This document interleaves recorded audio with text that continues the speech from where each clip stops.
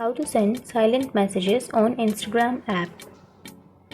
So if you want to send silent messages on Instagram app, then first of all you have to open up your Instagram and make sure you have stable internet connection and make sure to log into your account. And after opening your Instagram, you can go to the message icon which is on the upper right corner, and now you have to choose a chat. And after choosing a chat, on the bottom you will have a message bar. You can simply tap on the message bar, and after that you can type for @ and after typing you will have an option which says slash and silent.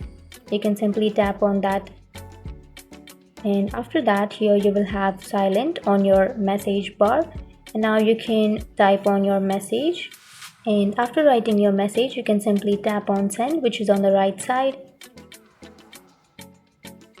And that's it. That's how you send silent messages on Instagram.